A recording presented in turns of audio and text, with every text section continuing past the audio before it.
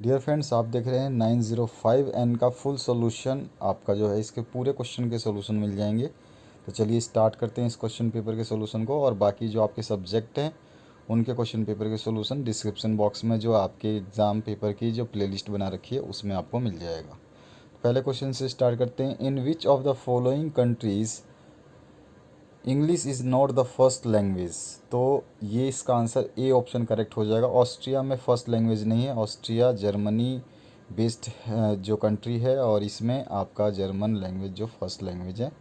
Second है the number of diphthongs in English are. तो total 8 होते हैं। ठीक है, ये जैसे कि आपके एक ही वर्ड में डबल साउंड यानी स्वर संधि की तरह से काम करते हैं, दो जुड़े हुए जैसे लगते हैं। ठीक है, जैसे कि आपका पेन या आप बोलते हैं जैसे कि आपका पेन तो नहीं होगा, पेन तो सिंगल वर्ड आ जा रहा है। जैसे कि आप बोलेंगे फायर, तो फायर जब बोलोगे तो एफ फा बोलते हैं और लिखते क्या है FIRE फायर। तो इसमें हम दो चीज़ें बोल रहे हैं। इस तरह से ये आपका हो गया। नेक्स्ट क्वेश्चन को देखते हैं और उसको समझते हैं। नेक्स्ट जो क्वेश्चन है इसमें आपसे पूछा गया है ओरल इंस्ट्रक्शंस का मीन। तो उसको मैं अभी नीचे आपको यहाँ पर जो है यहाँ पर देखिए, ये तीसरा जो क्वेश्चन है इसका आंसर ऊपर लिखा हुआ मैं अभी आपको दिखा दूंगा इसको। पहले हम आपका इस क्वेश्चंस के MCQs को कंप्लीट कर लेते हैं। तो यहाँ पर नेक्स्ट क्वेश्चन जो है इसमें है who said reading maketh a full man.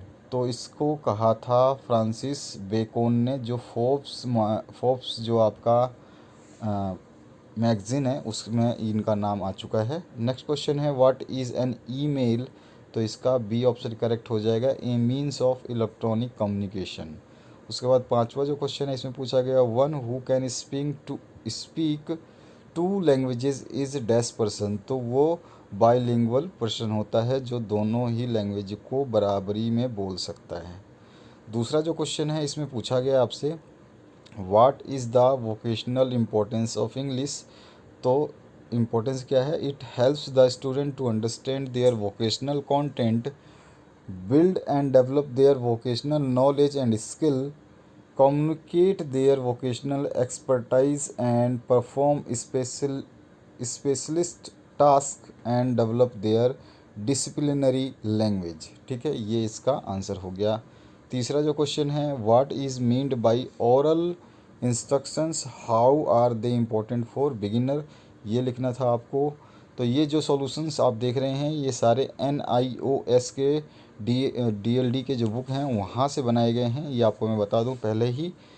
तो यहाँ पर जो है उसका आंसर लिखा है हमने oral instructions means instructions expressed in spoken word received by A custodian. ठीक है, ये किसी के द्वारा बोला गया और किसी के द्वारा रिसीव किया गया है। और इसकी इम्पोर्टेंस क्या है, तो इसकी इम्पोर्टेंस है आपका oral language Lay's the foundation for the reading and writing skill children will develop as they enter and progress through school. They will use oral language in all aspects of their education in the classroom as they connected with their peers and teachers and throughout their lives as they grow into adulthood. ये सभी से पूरा का पूरा जो है ये जुड़ा रहता है, सभी के साथ ओरल कम्युनिकेशन जो है होता है। आगे बढ़ते हैं नेक्स्ट क्वेश्चन की तरफ। तो यहाँ पर आपका तीसरे से लेकर के और बाकी जो क्वेश्चन से, तीसरा तो मैंने बता दिया, चौथे क्वेश्चन से हम स्टार्ट करते हैं और 9वें क्वेश्चन तक के सारे आंसर्स नीचे दिए गए हैं क्वेश्चन के साथ में। तो क्वेश्चन नंबर 3 को मैंने यहाँ पे भी लिख दिया है और वो क्वेश्चन नंबर 3 ऊपर भी लिखा हुआ था। ठीक है, तो यहाँ से आप इसको समझ सकते हैं। चौथा जो क्वेश्चन है इसमें पूछा गया what do you mean by public announcement. तो an announcement made for good of the public, उसको आप बोल सकते हैं कि पब्लिक अनाउंसमेंट है। एग्जांपल के लिए public announcement about drunk and drive on TV पे आता है ड्रंक एंड ड्राइव का अनाउंसमेंट। या फिर आप लिख सकते हैं इसको थोड़ा सा बढ़ा करके a public announcement is a message in the public interest disseminated without charge with the objective of raising awareness of and changing public attitudes behavior towards a social issue। यानी किसी न किसी इशू के लिए पब्लिक को जागृत करना बिना किसी पेनल्टी के, बिना किसी इंटरेस्ट के, वो आपका जो है एक सोशल अनाउंसमेंट या पब्लिक अनाउंसमेंट होता है। उसके बाद में अगर हम बात करें पाँचवें क्वेश्चन की, differentiate between transitive and intransitive verbs.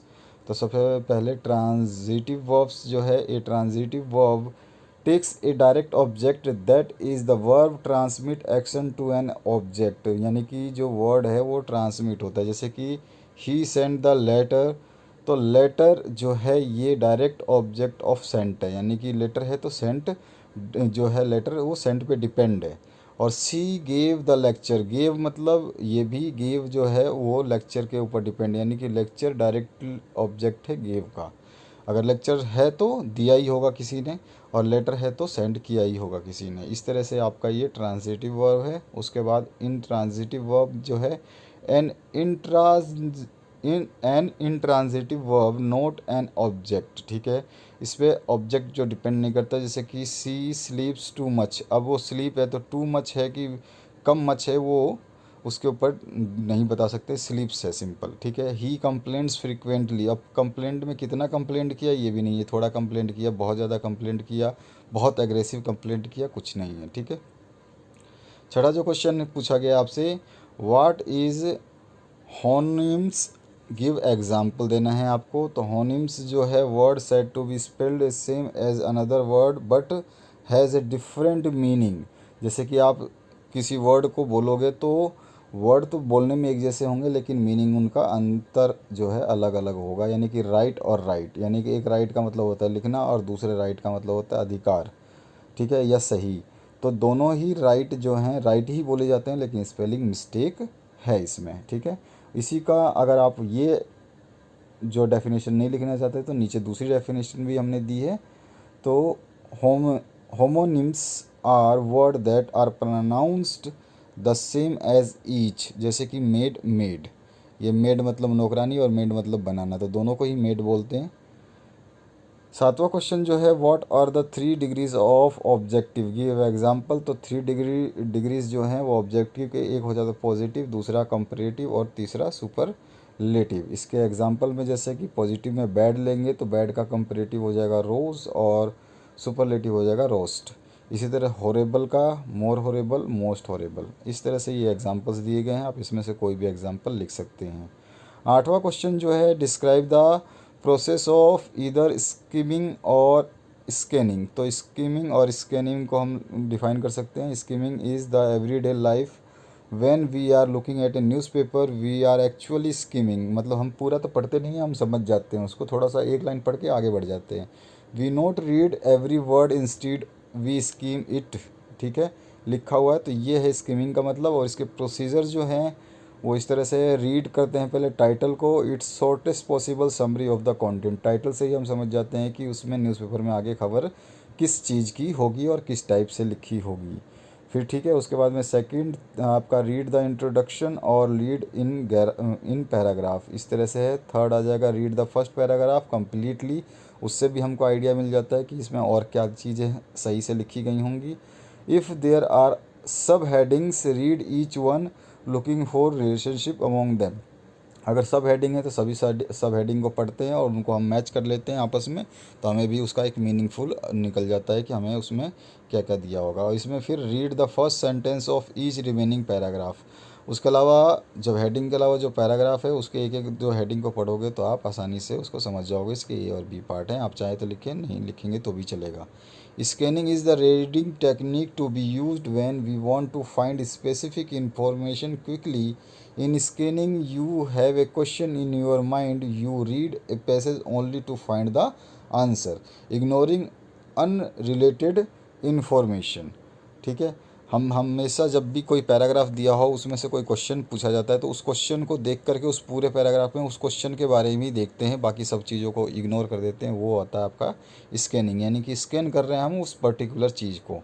इसके भी प्रोसीजर है, जैसे कि लुक एट कीवर्ड, जैसे कि कोई पूछा है कि व्हाट इज़ हार्मफुल इफ़ेक्ट, तो हम हार्मफुल वर्ड ढूंढते जाएंगे, फिर अपने आप हार्मफुल से साथ में देखेंगे इफ़ेक्ट वाला, या इफ़ेक्ट वर्ड ढूंढते जाएंगे और इफ़ेक्ट मिलने के बाद उसके साथ हार्मफुल ढूंढेंगे। तो इस तरह से हम ढूंढते हैं। ये इसके प्रोसीजर हैं, 5 आप प्रोसीजर इसके लिख सकते हैं। अगला है write a letter to your friend, invite him her to stay with you during the summer vacation. तो आप इसके लिए एक लेटर लिख सकते हैं जैसा कि यहाँ पे लिखा हुआ है। एड्रेस आपकी मर्जी है, कुछ भी डाल सकते हैं, एड्रेस का कोई पाबंदी नहीं है, क्वेश्चन पेपर में नहीं दिया है। तो आप अपना एड्रेस, स्कूल का एड्रेस, अपने गांव का, घर के आसपास का कोई भी स्ट्रीट गली का डाल सकते हैं। और डेट अपनी मर्ज़ी से लिखेंगे, डेट आपका इसी साल का डालेंगे और या फिर पिछले साल का। फिर इसके बाद में आप जिसको भी लिख रहे हैं उसका नाम, और I am very glad to know your school has close for summer vacations and our summer vacations has already started. I think you are the same conditions, so I have written this letter to invite you to spend your summer vacation with me in Simla. Let us enjoy this vacation together, so come up without any delay. There we will bath, swim and fish in the river boat. I assure you that this will be an enjoyable experience for you. ठीक है, ये आपने letter लिखा। I think you will over my request, I मतलब मेरी request को आप स्वीकार करोगे, ख़त्म करोगे। I am waiting for you, give my wishes to your parents, your lovely friend. आप जो भी नाम लिखना चाहें लिख सकते हैं। इसके बाद में और ऑप्शन में जो आया था question, write an application to the district collector regarding noise pollution during examination time. तो उसको आप डिस्ट्रिक्ट कलेक्टर का कोई भी एड्रेस नहीं दिया, आप कोई भी एड्रेस यूज़ करेंगे। और उसके बाद में आप जो भी एड्रेस लिखने के बाद में डेट वगैरह डाल देंगे, जैसे मैंने अभी की लेटेस्ट डेट डाल दी है। उसके बाद सब्जेक्ट लिख देंगे, डियर सर या मैडम जिसको भी लिख रहे हैं आप। I am writing this letter to you with the request that I am a regular student of class 12th and our exam is coming soon, but some people use their loudspeaker until late at night, which makes it very difficult for us to study. Therefore, I urge you to ban the use of loudspeaker in residential area or at least during the examination period. I hope and accept good thought from you. Yours faithfully। जो भी आप नाम लिखना चाहें वो नाम लिख सकते हैं। नाम लिखने के बाद में आपका काम कंप्लीट हो जाएगा, नीचे एड्रेस वगैरह आपको डाल देना है। तो ये था आपका क्वेश्चन पेपर जिसका कंप्लीट सॉल्यूशन मैंने आपको बता दिया। आशा करता हूँ इससे आपको काफ़ी हेल्प मिलेगी, और दूसरे सॉल्यूशंस बनाए जा रहे हैं, जल्दी अपलोड कर दिए जाएंगे। और जितने भी अपलोड किए गए हैं इसी वीडियो के डिस्क्रिप्शन बॉक्स में आपके DLD की जो प्लेलिस्ट है उसमें आपको सब कुछ मिल जाएगा। Thank you very much.